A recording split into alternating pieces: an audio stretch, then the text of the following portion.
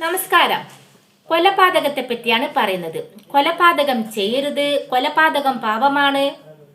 നമ്മൾ അകാരണമായി ഒരു വ്യക്തിയെ ദ്രോഹിച്ച് അവന്റെ ശരീരത്തിൽ നിന്നും ആത്മാവിനെ കൊലപാതകത്തിലൂടെ നിങ്ങൾ വേർപ്പെടുത്തി കഴിഞ്ഞാൽ തമ്പുരാൻ ഒരിക്കലും നിങ്ങളോട് ക്ഷമിക്കത്തില്ല, നിങ്ങൾക്ക് മാപ്പ് നൽകുകയും ചെയ്യില്ല.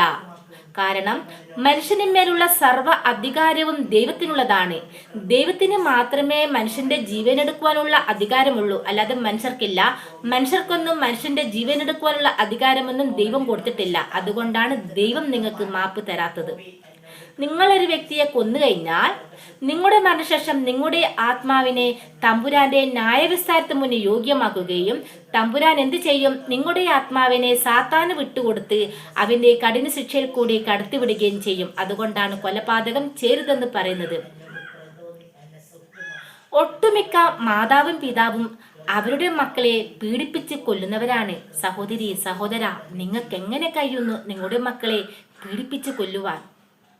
നിങ്ങൾ തന്നെ സൃഷ്ടിച്ച് നിങ്ങളുടെ മക്കളെ നിങ്ങൾ തന്നെ കൊല്ലുന്നു. എന്താണിത്? ഒരിക്കലും തമ്പുരാൻ നിങ്ങളോട് ക്ഷമിക്കത്തില്ല മക്കളെ.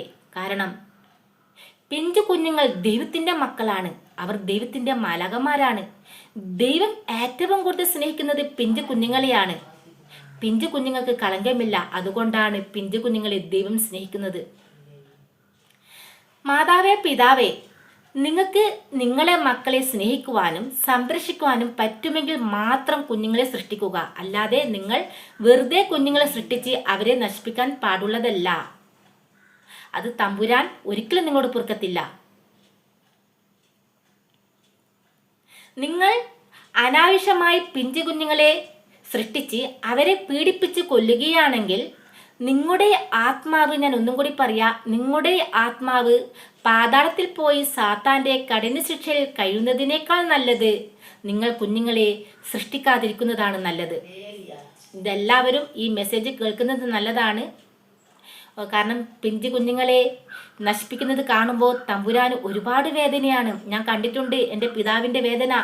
എൻ്റെ അപ്പ കരുന്നത് ഞാൻ കണ്ടതാണ്. പിഞ്ചു കുഞ്ഞുങ്ങളെ കൊല്ലുമ്പോൾ ആ കുഞ്ഞുങ്ങളുടെ ആത്മാവിനെ വേർപ്പെടുത്തുമ്പോൾ അപ്പ കരയുകയാണ്. ഒരിക്കൽ ഒരു പിഞ്ചു കുഞ്ഞിൻ്റെ ആത്മാവ് എന്നെ കാണാൻ വന്നു.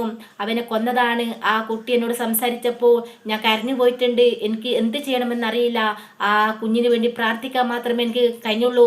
എൻ്റെ പിതാവ് വന്ന് ആ കുഞ്ഞിനെ കൂട്ടിക്കൊണ്ടു പോകുമ്പോൾ അപ്പ കരയുകയാണ് ആ കൊച്ചിനെ നോക്കി. അതുകൊണ്ടാണ് ഞാൻ പറയുന്നത്, നിങ്ങളോട് ദയനീയമായി പറയുകയാണ്, കൊലപാതകം ചെയ്യല്ലേ, കുഞ്ഞുങ്ങളെ വേദനിപ്പിക്കല്ലേ, എൻ്റെ പിതാവിനെ വേദനിപ്പിക്കല്ലേ. കൊലപാതകത്തിലൂടെ നിങ്ങൾ നേടുന്നില്ല. നിങ്ങൾക്ക് നഷ്ടം മാത്രം വരുത്തുള്ളൂ. നിങ്ങൾ പാതാള